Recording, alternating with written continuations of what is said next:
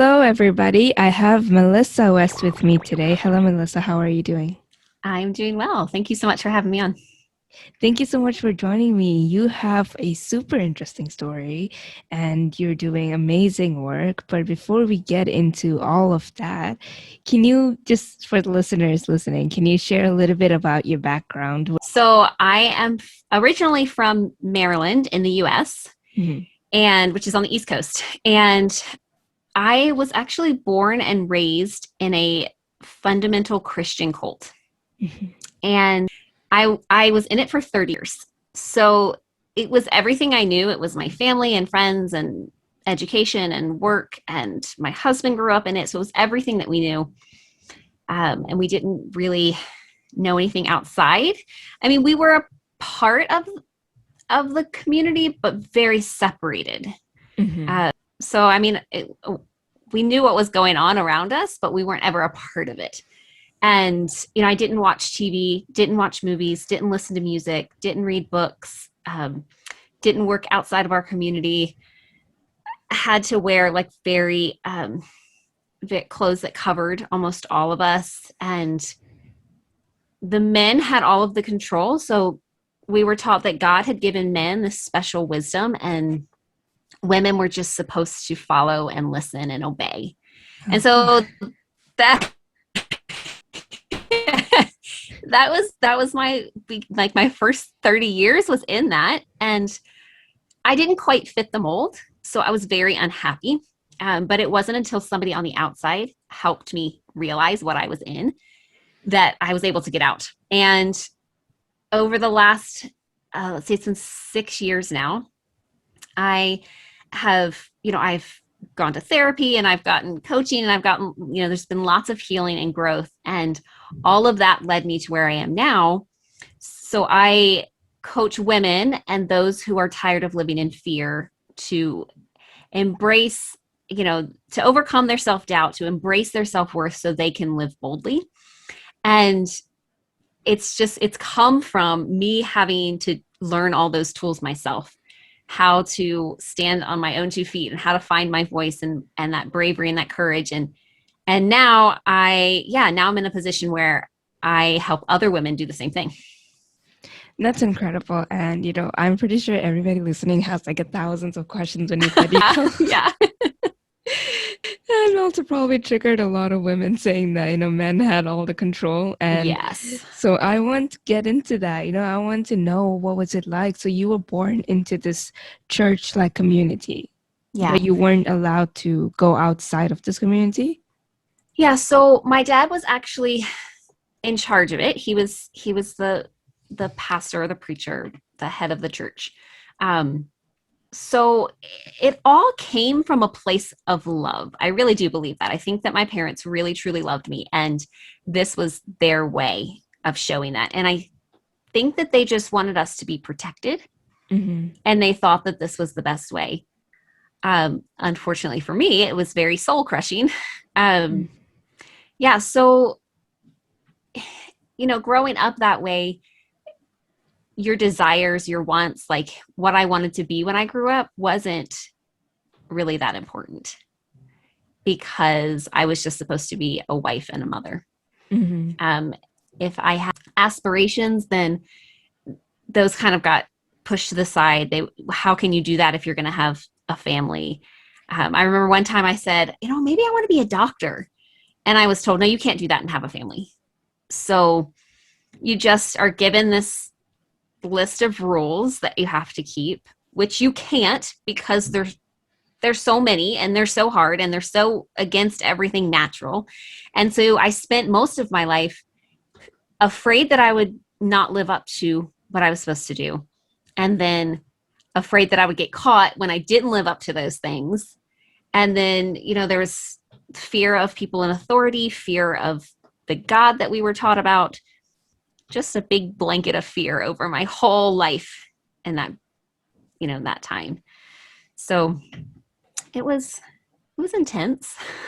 That sounds We incredibly stressful. Yeah, yeah, it was.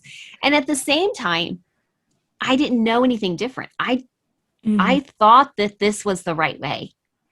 And I would look at people outside of our community and want them to be in our community so that they would not, end up in hell. Mm-hmm. And so at the same time of being so unhappy, you also, I also believed this because that's what I had been taught, from 2 years old, we were started to be taught about this. And so I would want people to come in, but at the same time wanted to be out myself. It was very confusing, and it was very isolating because you Mm-hmm. couldn't talk about any of this with anybody in the group because you didn't want anyone to know that you had questions, because then you were questioning God, and then you lost, your status, and people didn't think it was a tangled web of confusion and fear and, yeah, stress.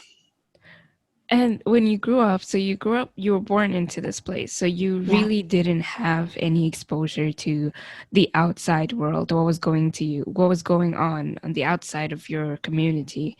So did you have like, I know that internet wasn't a big thing back then, but did you have, Yes, did I you? am that old.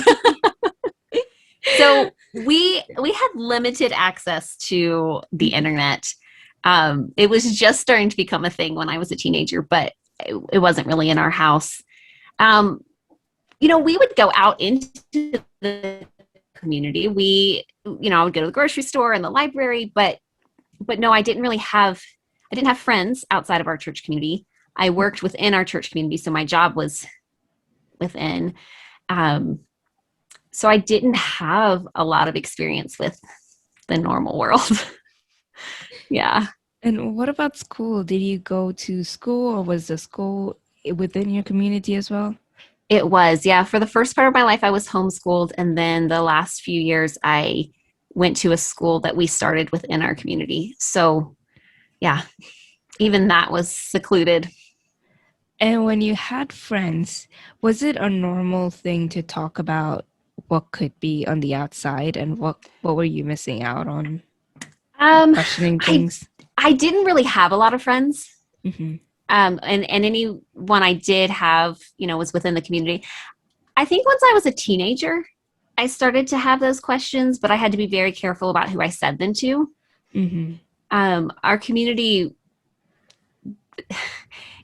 people would often turn each other in, Mm. um, and you would find yourself being talked about in front of the group on Sundays. Um, so I had a few friends who lived normal lives and then started visiting our church and knew how weird it was. Hmm. And so I did feel comfortable kind of talking and questioning with them. And I did have a stint in my teenage years where I tried to be normal, but that didn't end up well. I got caught, and it just, yeah, it didn't end up well. And and so then I just tried to throw myself back into it like full force. Like, okay, I'm just really going to buy into this. I'm really going to live the right way and do the right things.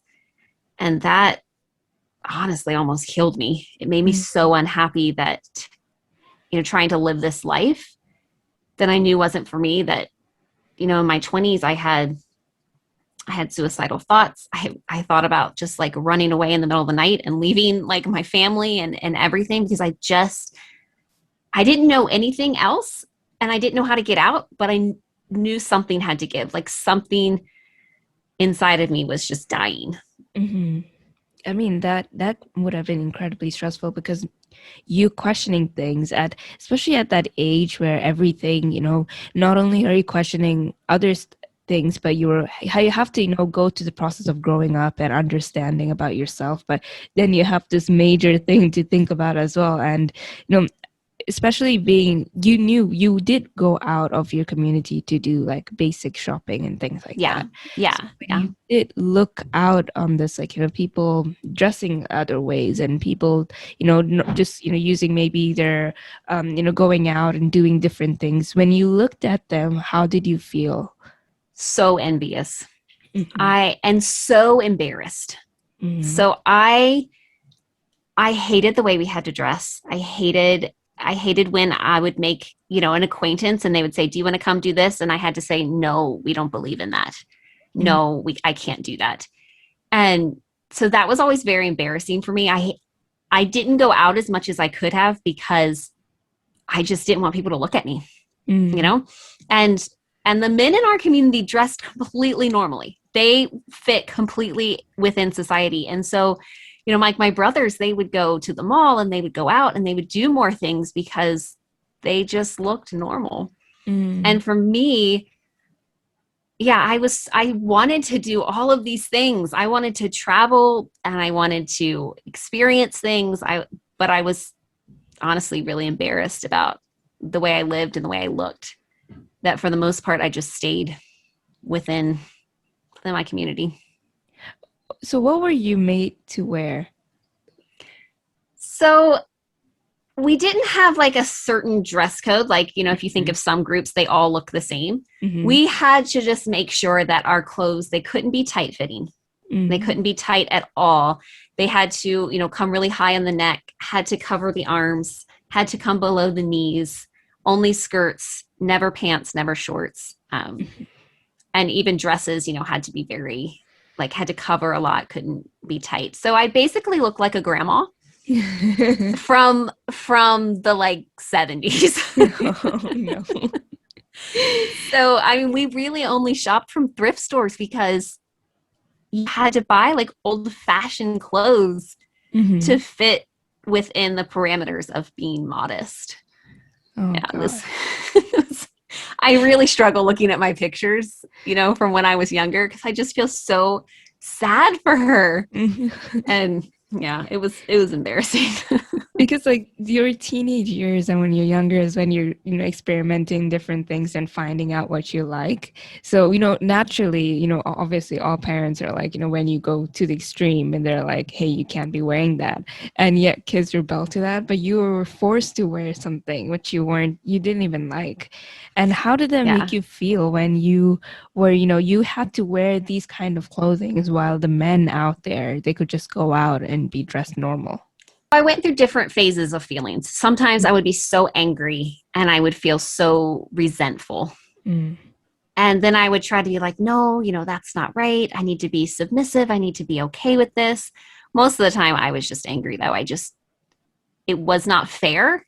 And I couldn't understand how they could ask us to live one way, Mm. but they got to live a completely normal way. I mean, they still, the people I grew up with, they still are struggling with healing from the trauma of the teachings, Mhm. but the way they got to interact with the world was a lot different than I did. And so that is definitely an extra layer of isolation and trauma, which is, it's funny to think that you could have trauma from your clothes, but it's true because Oh I yeah. felt, yeah, I felt so isolated. Does that play like what now? Although you've like left the community and everything, do you still feel like uncomfortable if you're dressing a different way? And do you feel like you shouldn't be? I did at first. So my sister and I went through this process at the same time. We went to the store and we were like, okay, we're going to buy some pants. And I was sweating. I was so nervous. And I mean, I was like 29 or 30. And Oh. I'm in this store and I'm like, I don't know what I'm doing. I didn't know how to buy like the sizing, Mhm. because pant sizing is different than clothing sizing. I didn't know what I was doing. And looking back, it's hilarious that I was like, this grown woman like having a breakdown in the dressing room because I didn't know what I was doing. So there was definitely this process Mhm. of like being okay. Like I would put something on and be like, this is okay. This is normal. This is fine. I'm not responsible for the way any man looks at me. Now I'll just wear whatever I want, whenever I want, any way I want. But it definitely took some time to feel okay with that because I had been so long living a certain way. And I mean, I think women in general, we've been told that we should dress a certain way because, if anything, God forbid, anything happens, then that's women's fault. Yeah. Everybody just looks at what you were wearing, if you were drinking, if, Yeah. you were What was out she late at night. doing? What was she wearing? Exactly. Yes. Mhm. Never like, what was this man doing? Yeah. How, no, it's never about the man. It's like sometimes it's not even mentioned. Mm-hmm. A lot of times the wording will be, this percentage of women were sexually abused last year. Mm-hmm. But instead, I feel like it should be this percentage of men raped and abused women last year. Yeah, Like it should be focused on the perpetrator, not the victim. exactly. And everybody just goes back and, starts blaming the victim. You shouldn't have been out that late. Why were you out alone at night? Why are you wearing something that was so short? And I'm just like, that's not going to solve any issues. Right. Yeah. Right. Because I mean, if you look at things that have happened, it's never about what the woman is wearing. You Hmm. know, like somebody who's wearing something really short compared to somebody who's wearing something really long. I dressed a really modest way and I was sexually abused. I know people in lots of people within this fundamentalist group were sexually abused by the people in power. And they were wearing these long jean dresses. It Hmm. had nothing to do with what they were wearing. It's the power that the men want to have over women. That's where the issue lies. Whew, yeah, I could talk about that. No, because that is something that is very important to be talked about. Because even although I didn't grow up in a cult like community, I grew up in like the Middle East, where we were told that we should cover up. And then I'm also from a very conservative Indian background, so everyone blames women for everything, and we're Yeah. made to look at like, oh, you should be the submissive person, you should be basically anything that happens to you is because you were going against your natural roles in society, Yeah. because you were dressing the way that you want to while you should have been covering up. Well, rape and everything still happens all around Middle East where, even when women are covered up head to toe. So I don't think clothing, and I know for a fact clothing does not play. No, it doesn't. It's just another way to put the fault on the woman and to take her power away from her. That's the way I view it. Like all of these rules that are to protect us, because that's what I was told. All of these things are to protect you. And it's not protection. It's just robbing you of your power. And yeah, now that I see that so differently, because I did believe that, I thought everything is this in place to keep us safe. Mm-hmm. And now I can see, no, it was using fear as a tool to keep women out of power. Exactly. And how did you feel like when did you start getting all these, thoughts that something was wrong, the way, you were living apart from, what the men were doing and what you were allowed to do?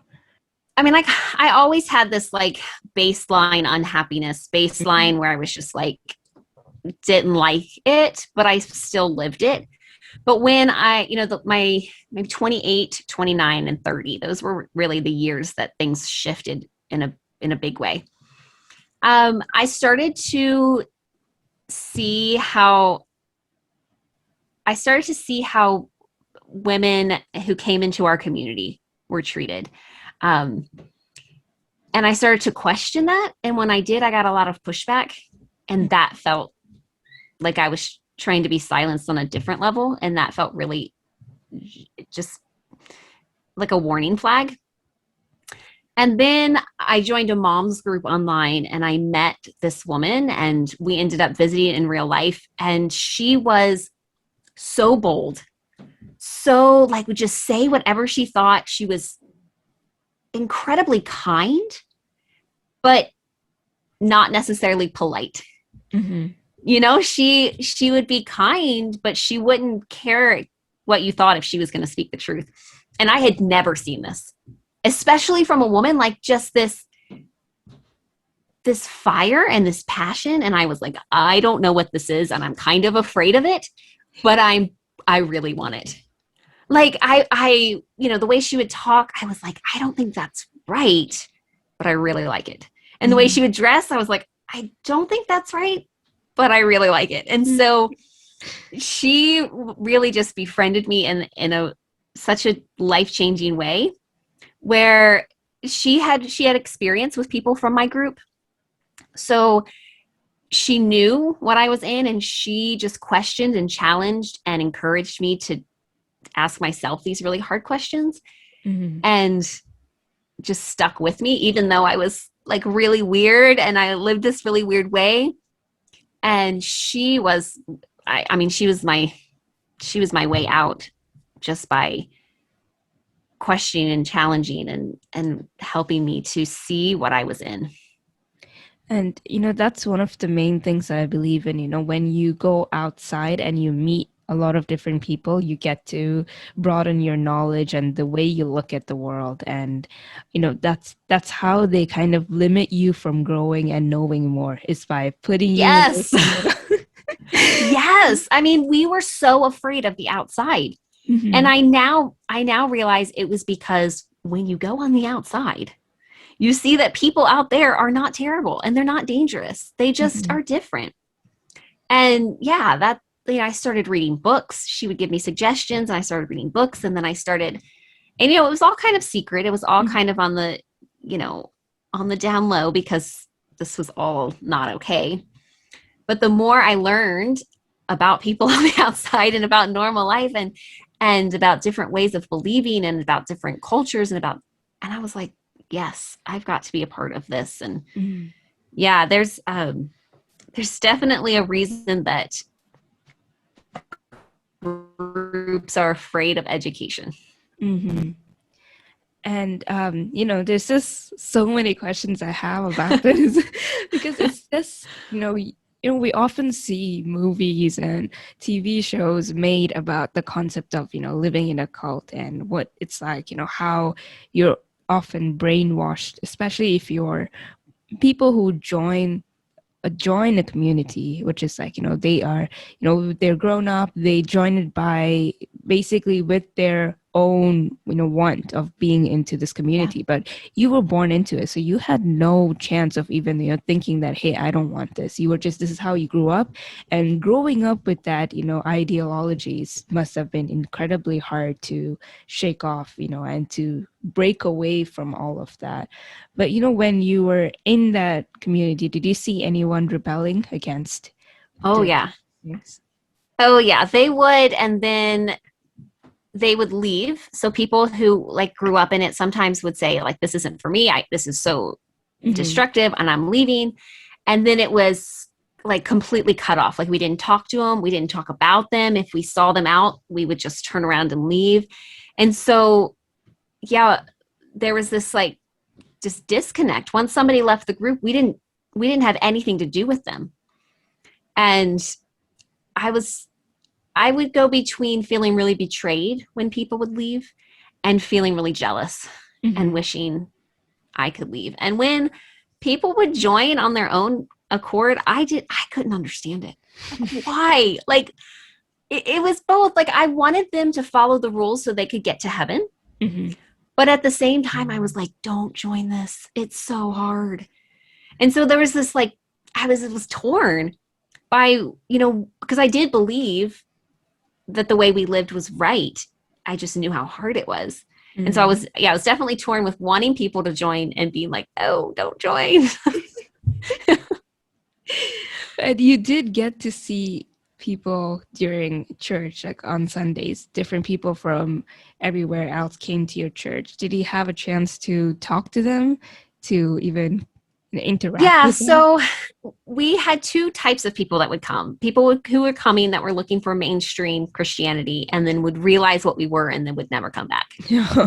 And then we had people who would just like really buy into it. So, Hmm. but we never had, I mean, at least for me, I never had honest conversations with anybody until I left, because to have an honest conversation, you have to be vulnerable and you have to tell the truth. And you have to kind of know who you are. And I didn't have any of that. I was not vulnerable at all because I was so afraid of being found out. I I didn't have any real friendships because there was no safety to be yourself. And I had one friend that I tried to open up to, and then somebody found out and told on me, and then there was like the fallout from that. So you learn really quickly to just keep everything really close. all your questioning, your doubting. And so conversations on Sunday when we would have visitors were very superficial. Hi, how are you? How did you hear about us? We're so glad to have you here. But no deep conversations. That must have been tough because, that's also a way of cutting you off from people. Yeah. Yeah. And I want to know about the dark stuff that went behind this, walls of being a church. Do you like what of the things that happen? Because one thing that I do know is that when you're told no to a lot of things, like you cannot do a lot of things, that's when people tend to do those things. Because you Yeah. are.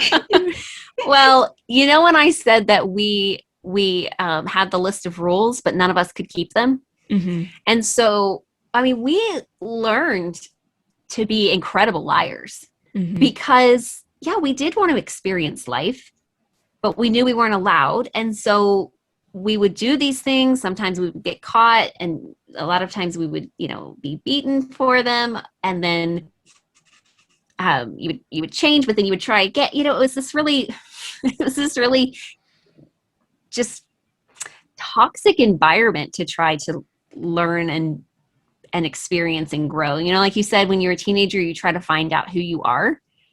There was no space for that. It was really a child mentality, even into adulthood. And, you know, my my dad, I believe that he did everything out of love. And I think he did the best he could with what he had. But my experience was we would go and visit a lot of other churches, especially like our teen group would go in in the summer and travel around and go to these things called teen conferences where like the really intense pastors from other churches like ours would just spend like 3 days just like screaming at you and telling you how terrible you were and what you needed to do better. So I got this like intense teenage years of being brainwashed, being told how terrible I was and how I needed to change and how I needed to live. And there's like this power trip that these men would be on. And so many of them since have been found out, and like dozens of people have come out about sexual abuse and things like that. And there was this hierarchy where the pastor had all of the power, and if he was a good guy, then there was less abuse. But if he was a bad guy, Mm. there was so much abuse. I mean, I am thankful that my dad actually believed everything and he lived out the rules. He was, I believe he was a good guy who just chose what he thought was best. But he was, these other guys that I listened to and that were so influential in my life, they were just like power hungry. And and yeah, so much when you talk about the darkness, there was so much abuse. It was a breeding ground for abuse. The women and children had no power. Men were next to God. It was like they had all the power. And and it was taught that it was okay to beat your kids, that your wife's job was to be with you no matter what. And so it was like church sanctioned rape basically. Um and it was definitely like a hyper view of this in my group. But when I came out, there's so much of that in our society anyway. Like the patriarchy is still alive and well in the rest of our culture. It was just so heightened within my group where those pastors had all the power.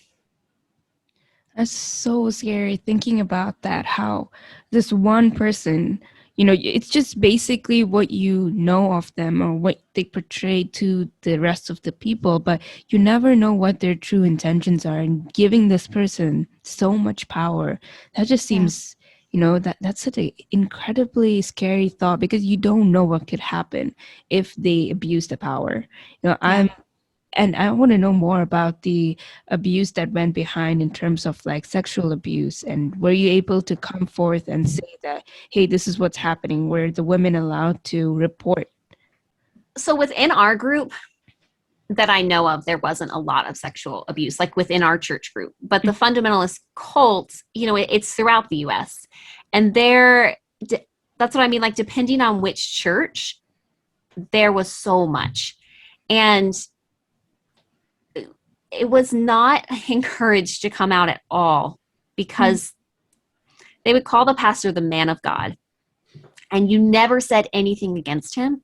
You never accused him of anything. And if you did, the rest of the church would support him, not you.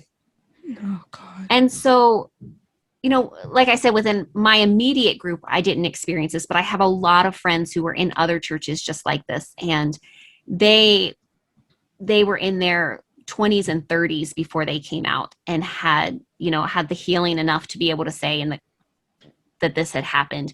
And as if those cases go, normally when one woman speaks up, soon after, there's so many. And so, I have friends that came from groups where like 10, 15, 20 women have come out saying this pastor or this youth pastor or this man who was in charge at the church. So there's been articles in the newspaper like researching this, and it was definitely prevalent because women had no platform of power and they weren't believed. And a lot of times you just think it's your fault. The way that women were taught everything was their fault. When these things happened, you were like, what was I wearing? What was I doing? Did I say no? Should I have stopped something? Should I? And so, yeah, it was the perfect place if you wanted to abuse somebody, if you wanted to have, power over people. It was just set up that you just didn't question. And, and there are people still in this kind of communities. And I just want to know, how is this legal? How is it legal? Technically, no one is held against their will, right? There's in our group, we looked like just mainstream Christians at first. And it's not until you really get involved in these groups that you see how destructive they are. And, when people are in there voluntarily, it's tangled. It's a tangled web, like they have the free will to be there. I had the free will to be there when I was an adult, even though I didn't really, I didn't know how to get out, but I would never have said that I was in a place where I needed help. I didn't know that I was, like caged. And so, and our country is very Christian, and I put that in air quotes. And the Christian community is not very hospitable to being questioned. They think that they're very right. And since we were within that community, we were just very extreme. We were very, as far right as you could go almost. We could blend in a little bit. Well, not the women so much, but, and so it's technically not illegal. But, in a way, if you think about it, although you had your quote unquote free will to leave, it's just that all those teachings that were, basically they embedded into your brain that, this is how you should act. So even the thought of leaving must have seemed the most craziest thing, and I feel like, where would you go? Yeah. What would you do? I didn't know anybody on the outside. Like, there was no other option. And yeah, like you said, from, 2 years old, we are taught these things. And when you hear something your whole life, it's normal. Even if it's wrong, it's normal. And so that's definitely where I was. And now at least we have, social media to learn more things and understand what's right and what's wrong. And a lot of the people, especially women right now, they're coming out and talking about sexual abuse. And more women feel comfortable talking about it because of, all the support they're getting, as well as, more women, it's like it's growing and growing because, people are understanding that it's okay to come out and speak about this. But, you did not have that platform, and you did not have the, source to go and learn more and to interact with more people. But when, why did you realize that around the age of, you started questioning a lot of things, but what made you what made you have the final push to leave this place? Yeah, so I had I had my fourth child after I had met this woman, Mm-hmm. and I was very unhappy, and I knew I was unhappy, and I had all these questions, and I knew how toxic it was. I just didn't know how to leave. But when I had my fourth child, I had severe depression, Mm-hmm. and I mean, it was really dark. It was really dark, and honestly, it kind of broke me. Where I couldn't live like that anymore. I couldn't live like I was visualizing self harm in a really destructive way. And that really scared me and my husband. And we were finally like, okay, this is it. And by that time I had started to surround myself with really strong women, and I had access to social media, and so I was, seeing and learning. I had started to read from other people and experience different ways of thought. And but yeah, once I got to that point, I was like, something has to give. And by listening to other people, I realized that there was access to freedom, and then I did have this chance, Mm-hmm. and I was strong enough, and I was brave enough, and I just borrowed all of that courage from these other women and just took one little step each day until I felt strong enough where we could just leave. And we left the church first, and then we left the community because we lived there. And honestly, driving away from the community was just, it was really hard because I had so many, like connections there, but it was so freeing. I felt like, Mm-hmm. okay, now we're starting our life. We're like 30 years old, but we're starting our life now. And it was just a whole new sense of freedom. And that's really where I started to discover who I was and what I believed. And normally what people go through in their late teens and early 20s, I was going through in my 30s. But what I did find was, as unique as my story was, so many people resonated with it, Mm-hmm. especially women. They were like, yes, I'm afraid to say what I think, and I feel like I'm stuck in my life. And which is what led me to my work now, is that I wanted my story to be bigger than just my story. I wanted people to see my story and say, okay, she went through that and she survived and she's thriving. I can get through my trauma too. Because I mean, we all have trauma, right? No matter what our past is, Of course. we all have trauma. Yes. That's a conversation, right? Yeah. And so my hope is women see, if she can do that, I can borrow some of her courage to do what I need to do. And that there's this ripple effect of hope and healing. And as women find their voice and really speak up and step into power, then the whole dynamic shifts, the whole world shifts, because men have held the power for so long in so many cultures. Mm-hmm. And yeah, so that's my that's my hope. I just want to change the whole world. No big deal. And that's honestly, that is incredible because, you mentioned that point that women are held, they are basically controlled in a way that's, how they act, what they do. And it's even though, now, we're learning to break out of it, there's a little voice in our head that makes us feel like, we're doing something wrong, like, because Should I be doing this? Yeah. yeah, Yeah. yeah. Because, especially, you mentioned that men kind of take women's voices away by making them feel like to be submissive, to feel like they need a man to basically Yeah. survive in the world. But then you decide to do things by yourself, you realize that you actually don't need one. Right. Yeah, you don't really Yeah. need a man. If you want to be with a man, that's sure, that's great. Wanting and needing is something that's different, but Completely different. Yeah. It's a completely. partnership rather than like an ownership. Exactly. Yeah. And a lot of our cultures and, um, in a lot of countries, even till now, especially like in the Indian community and, even in the Middle Eastern community, I've, it just they make us believe that we need a man to function and to live out our lives, which I feel like is the most best lie that they can make us Right. believe. Yeah. And it takes your power away.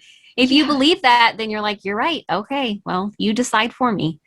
Yeah. And I feel like that's one of the main things that need to change, because when women believe that they need a man to basically live out their life, it makes them, more submissive in terms of, they don't speak out their thoughts. They basically go through abuse in different ways, and Yeah. even if they are being abused, they don't speak up about it because they think that they need a man to to go on in their life. And what you're doing is incredible, and because you're not only teaching, you're not only sharing your story on how you broke free from this place of that controlled you in every single way, but you're also empowering women to know that it's okay to just be by themselves, and not only that, to be strong individuals. And I think that's what we really need right now, especially because Yeah. we're all just trying to figure out life. But I think one of the main things, That's for sure. That's for sure. and we're all trying to learn works for us and what doesn't. But I highly don't believe in places like those communities, especially, that makes women believe that, hey, this is how you should be and this is what you should be doing. Which is why I don't blame religion, Yeah. but I think it's really about the people who are in charge of these people. Yeah. Yeah. I mean, I think it comes down to the power, right? The people in Mhm. charge, if they can get you to believe these rules and follow them, then they have the power over you. And like you said, they trick us into thinking that we're not powerful enough. And I don't think it's that women need to become powerful. I think it's that we're already so powerful. Yes. And once we realize that, it's actually scary for Mhm. the power that, the people in power, when a woman fully steps into her power, the people in charge are like, no, stop, wait, what? I no, we do not like this. Yeah. So I just want women to know that you're already powerful enough. And we've been trained since young that, especially, women are told that, hey, this is you supposed to do 5 things at once, and you're Yeah. responsible for 10 other things. So I feel like women are naturally, that's why they say that women mature faster, because we're in charge and responsible for doing a lot of things. And although it's not, our job to do all of those things, it's just that Right. it's just what they're told us to do. And I want to know, when you broke out of this place after 30 years of living there, 30 years, that's a lot, A long time. a long time. Yeah. How did you, interact with the outside world? Were you, I can't, I'm very socially awkward, and that Yeah. me being, I have the chance to go outside, and yet I'm very awkward. How did Well, you? I am very outgoing. I'm very outgoing. I love to talk to people. And so, I did start going to therapy, and that really helped me. And then, once I looked normal, once I was able to dress normally, I felt more comfortable. And then part of my healing journey was sharing my story. Mm. I would share it with everybody. Like if we were at the park with my kids and somebody sat down next to me, I would share my story. And I really started to connect with a lot of people, a lot of women that way. And I would say, I was afraid, and I was afraid to speak up for myself. And what I found was a lot of people would say, "Oh, me too. I understand that." Even though we had completely different lived experiences, Mhm. they they, there was that common bond when I started to open up and be vulnerable. And I also had a group of women that we would meet every 6 weeks and like go away for 24 hours. And that was a really healing experience for me. These being around normal women who supported me as I was finding myself and healing. And I think that's honestly how I like integrated into society, was by having really strong women support me, Mm-hmm. which is, it's the reason that my whole business is based around supporting women, Mm-hmm. that we are not meant to do this alone. And that, it's so hard and sometimes even impossible. Like, I think I still would be in it if it weren't for that woman who helped me. Mm-hmm. And yeah, and for me, it was just one step at a time, just one day at a time, and really surrounding myself with women. And now that I think about it, I was so ready.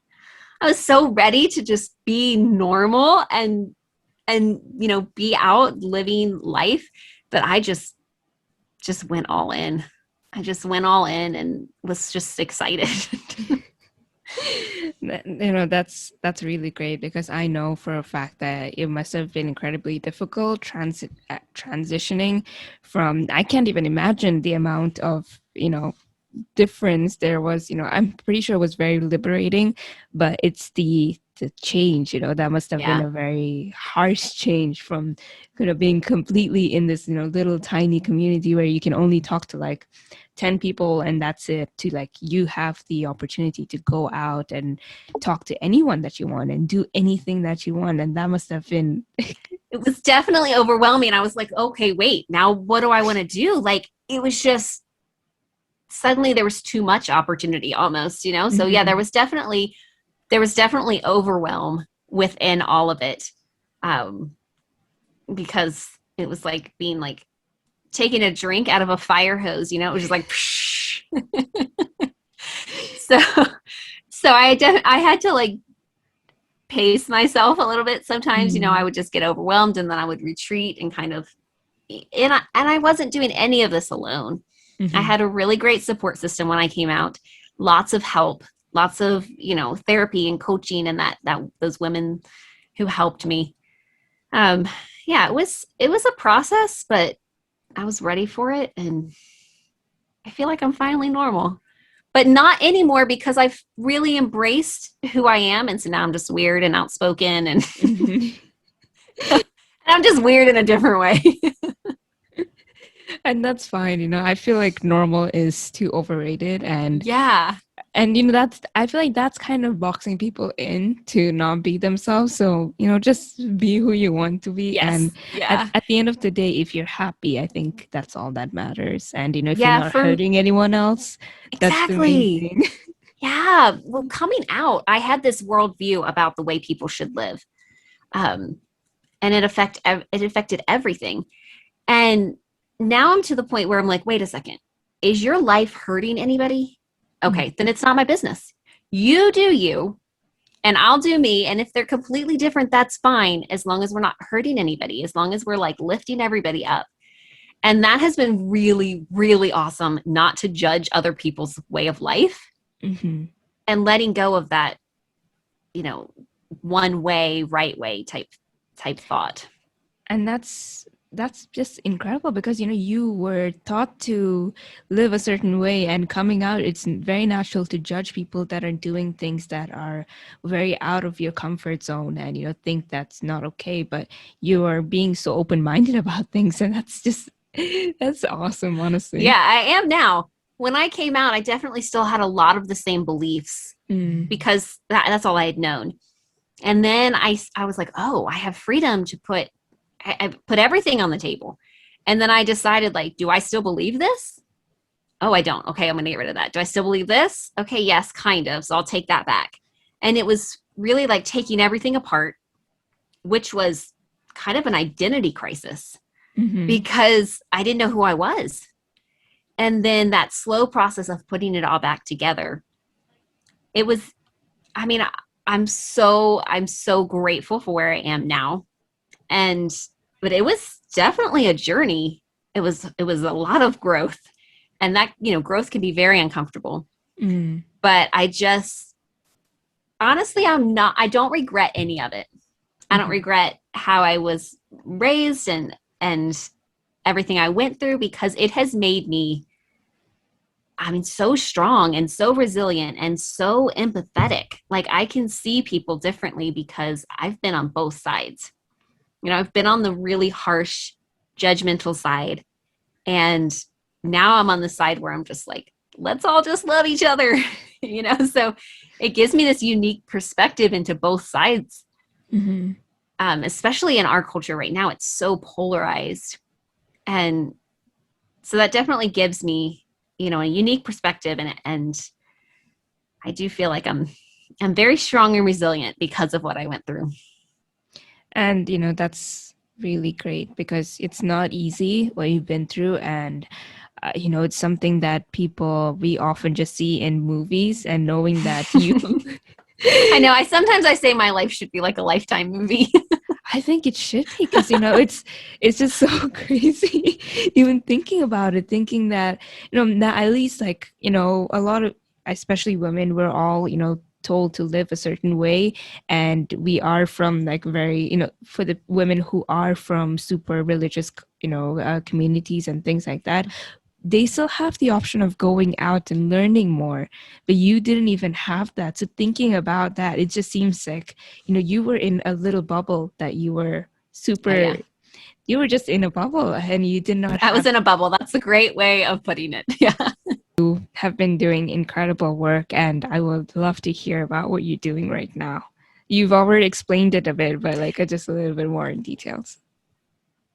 Yeah. Yeah. So I just released my signature program, which I'm in love with. It's called Grown Ass Woman, Mm-hmm. and it's 90 days to release fear and guilt, to embrace your self worth, and to live boldly. And, when I was leaving the cult, I would visit this friend who helped me out. She lived in a different state. And I was sitting on her couch one day, and her daughter comes down the stairs. She was an older teenager. And she said, "Hey, Dad, can I go spend the night at so and so's house?" And he was like, "You're a grown ass woman. You can do whatever you want." Mm-hmm. And I was like, "What is this? What is this that I'm seeing?" And so she leaves, and I'm laughing, and I raise my hand, and I was like, how do I get permission to be a grown ass woman? Because I don't know.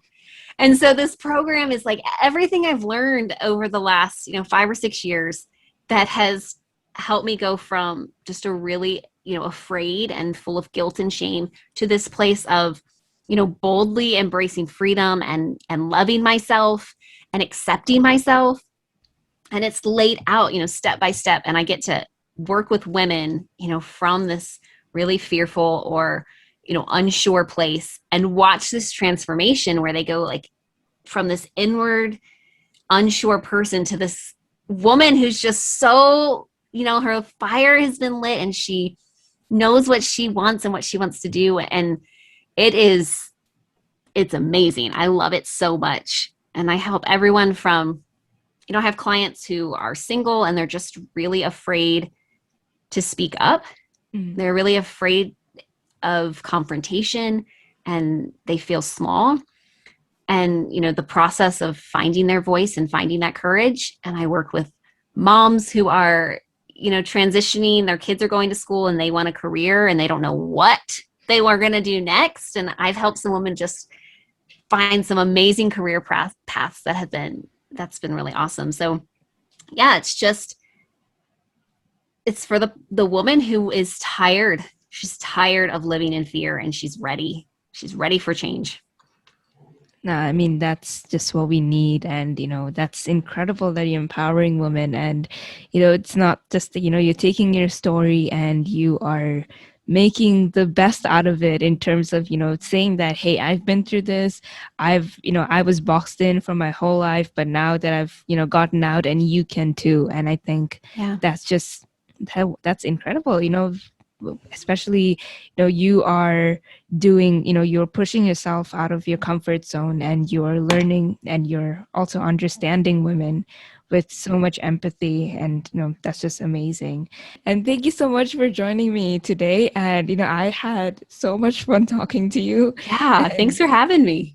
Oh my God. And, your social media, Instagram, you can follow Melissa at Melissa Leon West, and everything will be in the description. But do you have anything else that you would like to add? Social medias, your works? No, that's it. You can find me on social media or on my website is the same.